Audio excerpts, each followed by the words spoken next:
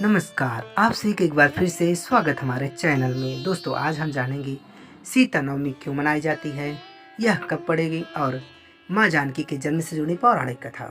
सीता नवमी के दिन प्रभु राम और माँ जानकी की पूजा करने से सुखी दाम्पत्य जीवन का आशीर्वाद मिलता है, साथ ही सभी मनोकामनाओं की पूर्ति होती है। तो आइए जानते हैं सीता नवमी से जुड़ी पौराणिक कथा और महत्व के बारे में। आज यानी कि 16 मई 2024 को सीता नवमी मनाई जा रही है। इस दिन माँ सीता की विधि पूर्वक और पूजा व्रत रखने का विधान है। हर साल वैशाख माह के शुक्ल पक्ष की नवमी तिथि को सीता नवमी का त्योहार मनाया जाता है। धार्मिक मान्यताओं के अनुसार इसी दिन माता सीता धरती पर प्रकट हुई थी, इसलिए आज के दिन को सीता नवमी के रूप में मनाया जाता है। बता दें कि सीता जी की राजा जनक की पुत्री थी, इसलिए उनका नाम जानकी भी था।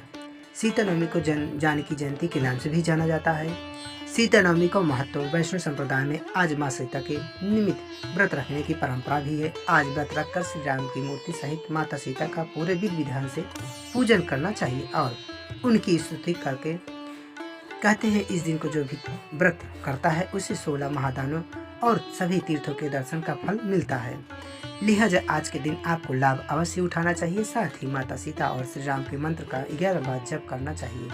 मंत्र इस प्रकार है: श्री सीताय नमः, श्री रामाय नमः। इस प्रकार मंत्र जप करके माता सीता और श्री राम दोनों को पुष्पांजलि चढ़ाकर उनका आशीर्वाद लें। इससे आपके सारे मनोरथ सिद्ध होंगे, आपकी सारी इच्छाएं भी पूरी होगी। माँ सीता के जन्म की कथा।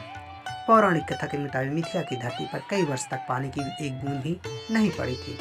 राजा जनक का पूरा राज्य पानी के बिना रेगिस्तान बना हुआ था। भयंकर अकाल और सूखे की वजह से मिथिला के लोगों को पानी की एक बूंद के लिए तरसना पड़ रहा था।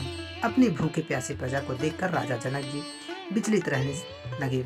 मिथिला की बिगड़ती हालत को देखकर ऋषियों ने राजा जनक से कहा कि वो सोने की हल खुद खेत में चलाएं, जिससे इंद्रदेव की कृपा उनके राज्य पर हो।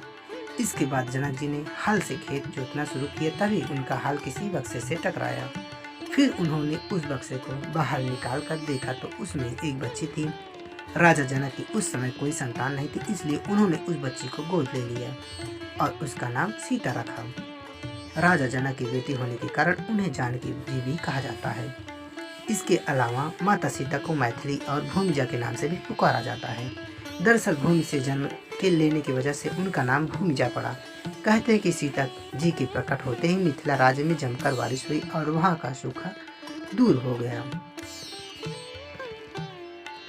आशा है दोस्तों आप सबको यह वीडियो अच्छा लगा हो। अगर अच्छा लगा है तो वीडियो को लाइक, कमेंट, शेयर और चैनल को सब्सक्राइब करना न भूलें। धन्यवाद।